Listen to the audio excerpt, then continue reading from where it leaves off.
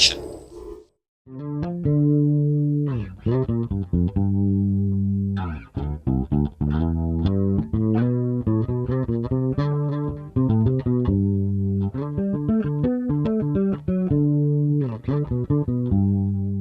The GT10 has an easy tone function which makes it pretty easy to get a pleasing tone in minutes, but it is worthwhile and creatively very satisfying to be able to build a patch from scratch. Okay, so when we're looking at the number pedal switch, we mentioned toggling between channel A and channel B. Now, in the guitar GT10, basically this means toggling between the channel A preamp and channel B preamp. However, the bass version works slightly different.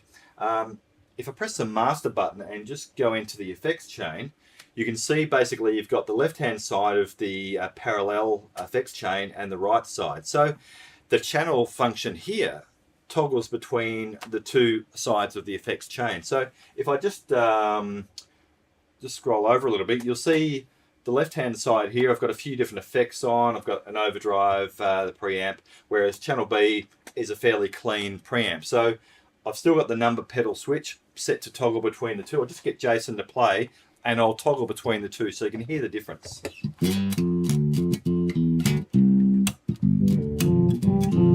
So now he's on channel A, that's got all the effects.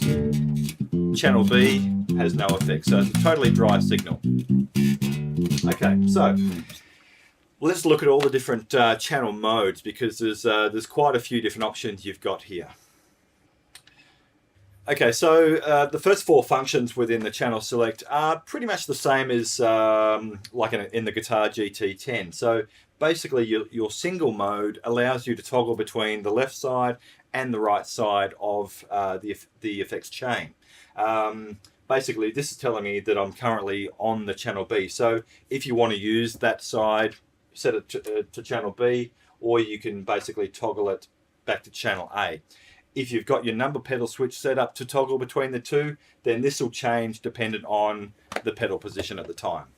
Okay, so dual mix allows you to blend the signal from channel A with the signal of channel B so that you hear both simultaneously. Now, you've got the channel level control here as well that allows you to basically tweak what you're hearing from both sides of the effects chain. So basically just set, for instance, if I want to change the level of channel B, I just basically turn the channel select to channel B, go down to the level, and I might just scroll it down. I've got a setting there of 88. So if I change this back to channel A, you can see I'm running a level of 100 from channel A, but my channel B is giving me that level of 88. So basically you can blend the two levels and it will give you a single mono signal. The dual left and right gives you a stereo signal. So you're hearing channel A on the left-hand side and then channel B on the right-hand side. Again, you've got level controls here so that you can control how much level is coming out from both channels. But effectively, it's giving you a stereo signal so that you can set up a full stereo mix. First, we have the frequency divide. What this does, it dictates what frequencies go to what channel. Here we have it set up at 400 Hertz on channel A, which means all the frequencies below 400 Hertz is going through channel A, and all the frequencies above 400 Hertz is going to channel B. We can also set the volume up, as you can see, between channel A and channel B. Okay, so let's have a look at a practical example of where this would apply. Okay, so this patch that Jason's got set up uses the chorus. Now, what I've noticed is if we go into the channel select, he's got the crossover frequency set to 800. So can you just give me an idea of why you've set that up as you have? Okay, I've set channel A, all frequencies below 800 are going to channel A, and all frequencies above 800 are going to channel B. Now I've put the chorus into channel B, as you can see here, and the idea behind that is my chorus only affects frequencies above 800 and not below. And the reason I want that is because chorus can get a bit muddy in the bottom end of your bass sound. So in order to keep a nice, clean, clear chorus sound, I've only affected it on frequencies above 800. Okay, so this would probably apply really well for effects such as flanger. And you can use it for pretty much any effects, but in specifically time shifting effects like this, which can get muddy in the bottom end. It'll keep it nice and clean. Okay, well that's a pretty handy channel selection feature. So let's have a look at the next one. Our next channel mode is dynamic switch. What this does is switches between channel A and channel B, pending on the dynamics of your playing. So this works depending on how hard or soft you're playing. You can also have the channel switching based on whether you're rolling off the volume on your bass or not. So let's have a look at a patch that Jason set up here and see how this works in a practical sense. In this patch, I've set it up to dynamically switch between a lead guitar sound and a dry bass sound. If I play softly, the lead guitar. If I play hard, the bass.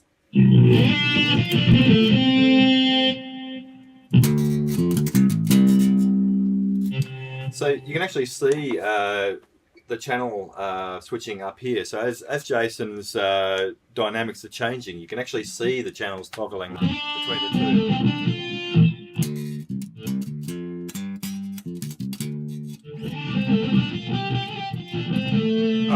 How about we go in and actually have a look at setting this up. There's a couple of parameters that you will need to set correctly to have this change happen smoothly. So let's have a look at that.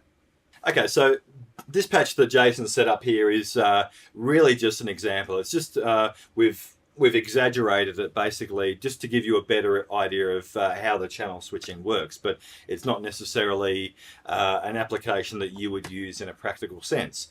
However, let's have a look at setting up this kind of patch. Now, within the dynamic switch here, you'll notice if you scroll down, you've got the sensitivity control. I'll just scroll down one more, and you've got a release control. So these two settings are where you would set up your switch. Now, currently I've got the sensitivity set to 100. Now, if Jason's playing soft at the level he wants the change to occur, it's not happening. The switching is not happening because I haven't correctly set the sensitivity. If he plays hard, you've still got the dry signal. Now, what you need to do is play at the level that you want the change to occur. Now, I'm going to scroll the sensitivity down until the change happens. So Jason will play at his soft level, and then you'll hear the change occur when the sensitivity gets down to the correctly set level. So here we go.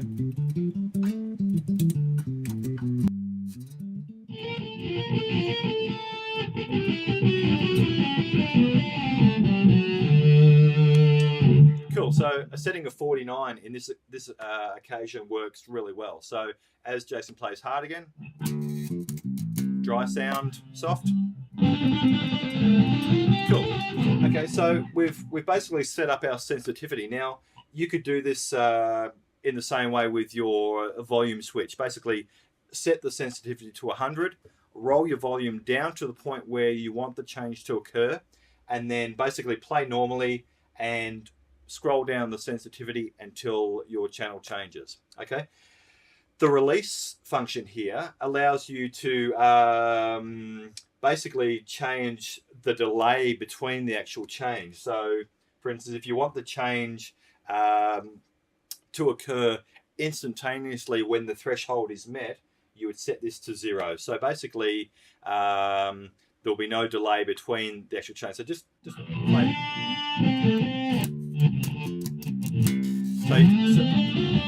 So you can see how there's a bit of false triggering there because the bass is quite a dynamic instrument. So so that you don't get false triggering between the soft and the loud sounds, or the two different channels, you can set your release so that it takes a longer time for a difference in the actual sensitivity before the change occurs. So as an example, now we've got it set to 15. Let's see how we go there.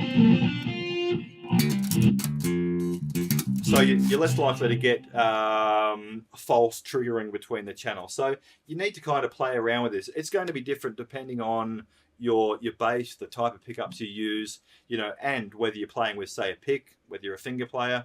This is just something you have to use. It's a bit of trial and error. But you want to basically get it to the point where you can play naturally and have your change occur. Our next channel mode is Dynamic A.